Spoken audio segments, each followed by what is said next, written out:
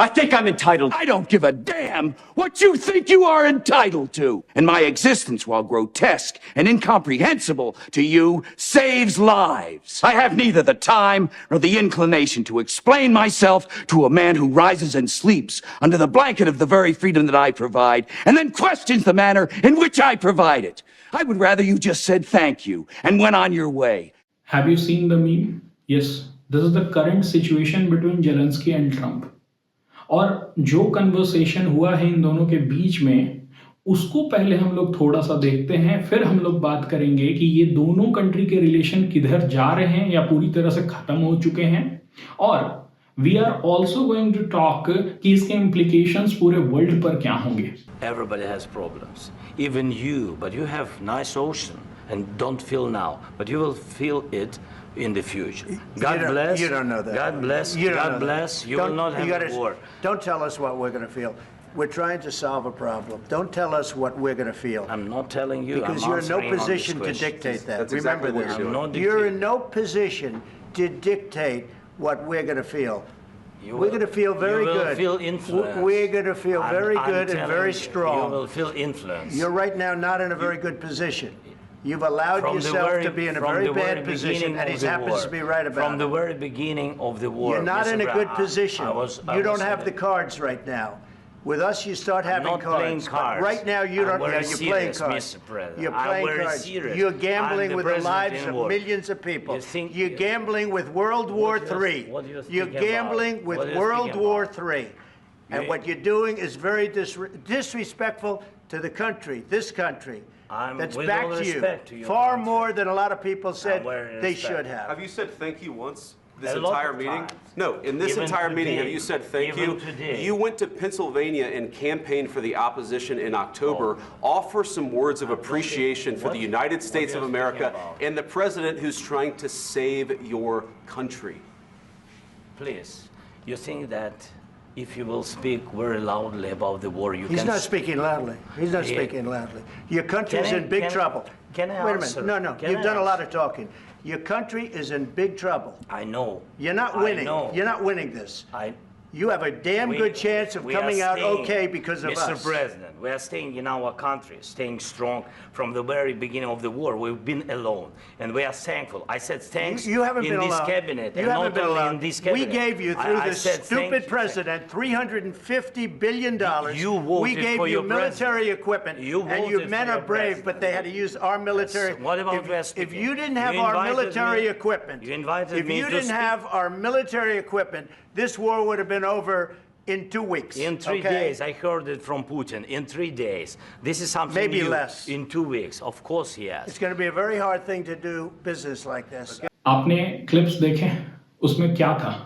Trump directly accused कर रहे हैं जेलेंस्की को कि you are behaving like an dictator because of you. तुम्हारे वजह से वर्ल्ड वॉर 3 हो सकता है। हमने तुम्हें कभी अकेला नहीं छोड़ा। $350 बिलियन तक हम लोगों ने खर्च किए हैं, और उसके अगेंस्ट में क्या मिल रहा है हमें? योर अनग्रेटफुलनेस। और ये जो एटीट्यूड होता है ना, आपको समझना पड़ेगा, जब किसी से पैसे ले रहे हो ना, थोड़ा सा दब के ही बात करना पड़ता है। ऐसा नहीं है कि तुम पैसे भी लोगे, तुम उसके फाइटर जेट्स भी लोगे, मिसाइल्स भी लोगे, तुम्हें वो हर जगह नेगोशिएशन में मदद करने की भी कोशिश कर रहा है और तुम उसी के ऊपर चढ़ोगे भी। और ये जो सिचुएशन क्रिएट हुआ ओवल ऑफिस में, इसके बहुत ही बड़े इंप्लीकेशंस हो सकते हैं। बट फर्स्ट ऑफ ऑल पहले तो ये समझते हैं कि यहां तक ये सिचुएशन पहुंचा कैसे। जब वहां पर बातचीत में गए थे तो कुछ ना कुछ तो यूक्रेन को ऑफर करना था यूएसए को, जिसके वजह से ये जो कन्वर्सेशन होता वो इतना हीटेड में नहीं जाता। तो मुझे जो ये लगता है वो यही है कि रेयर अर्थ मिनरल का जो डील होना था दोनों कंट्रीज के बीच में, वहां पर जेलेंस्की ने अमेरिका को वो मोनोपोली देने से मना कर दिया। रेयर अर्थ मिनरल कुछ ऐसे मिनरल्स हैं जिसका इंपॉर्टेंस टेक्नोलॉजी सेक्टर में बहुत ही ज्यादा है, डिफेंस सेक्टर में बहुत ही ज्यादा है, और उसके ऊपर मोनोपोली चाइना का है। अगर उसे काउंटर करना है तो यूएसए को ऐसे भंडारों के ऊपर नजर रखना बहुत जरूरी है, जिसमें कि एक भंडार यूक्रेन में भी मिलता है, जिसके ऊपर मोनोपोली देने से मना कर दिया यूक्रेन ने यूएसए को। और ये बहुत बड़ा कारण है कि यूएसए चाह रहा है, यूएसए की पॉलिसी अभी प्रोटेक्शनिज्म की है, नेशनलिज्म की है, अमेरिका फर्स्ट की है। यूक्रेन लड़ रहा है, मर रहा है, उसे अमेरिका को कोई फर्क नहीं पड़ता है, उसे सिर्फ और सिर्फ अमेरिका की फर्क पड़ती है। And because of that America चाहता है कि जो पैसे उसने लगाए हैं वो कैसे वापस आएंगे, वो मिनरल के थ्रू ही आएंगे अगर उसे माइनिंग राइट्स मिलेंगे वहां पर। और वही चीज जेलेंस्की उसे दे नहीं रहा है। Because of this the relation has been deteriorated, और यहां तक ये रिलेशन पहुंच गया है कि अब USA would not going to support Ukraine. इसकी वजह से जो ग्लोबल इंप्लीकेशन होगा उसको थोड़ी समझने की कोशिश करते हैं। सबसे पहला तो रशिया को बहुत ही ज्यादा बेनिफिट होगा। Russia will be very happy. क्यों हैप्पी है? क्योंकि वेस्टर्न ब्रदरहुड जो है वो टूटता हुआ नजर आ रहा है। जो नाटो ब्लॉक है वो कहीं ना कहीं कमजोर होता हुआ दिख रहा है, और अब ग्लोबल इंप्लीकेशन में यूरोप के ऊपर सबसे ज्यादा प्रेशर है कि यूरोप को इकट्ठा होना पड़ेगा और यूक्रेन को सपोर्ट करना पड़ेगा, क्योंकि यूएसए को कोई फर्क नहीं पड़ता है। बट अगर यूक्रेन गिरता है तो सबसे ज्यादा प्रॉब्लम होगी पोलैंड को, इस्टोनिया, लातविया, लिथुनिया को, जर्मनी को, and then further toward the France and UK.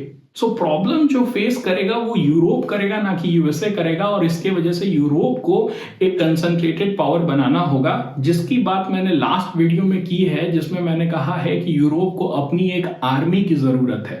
Please watch that video also. Okay, तीसरा जो ग्लोबल इंप्लीकेशन हमें देखने को मिलेगा वो होगा यूएसए का। यूएसए अब सिर्फ और सिर्फ यूक्रेन के ही मैटर में नहीं, मुझे ऐसा लगता है कि वर्ल्ड पॉलिटिक्स में थोड़ा सा अपने आप को आइसोलेट करने की कोशिश करेगा। वो एरा में यूएसए इंटर करेगा जिसमें दूसरों के फटे में टांग अड़ाना वो बंद करेगा। इसका एक बहुत ही अच्छा एग्जाम्पल हम लोगों ने देखा जब मोदी जी विजिट किए थे USA.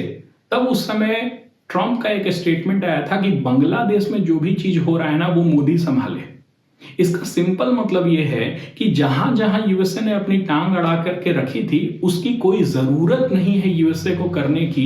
And because of that पूरा वर्ल्ड पॉलिटिक्स जो है वो चेंज करेगा। यूएसए कहीं ना कहीं अपने आप को आइसोलेट करेगा, वो अपनी इकोनॉमी पर फोकस करेगा, वो फिजूल खर्ची बंद करेगा और दूसरों के फटे में टांग अड़ाना बंद करेगा। सो ये एक नया वर्ल्ड ऑर्डर तैयार होते हमें दिखाई पड़ रहा है। आई होप आपको ये सारे पॉइंट समझ में आए होंगे। That's it for this video. Thank you.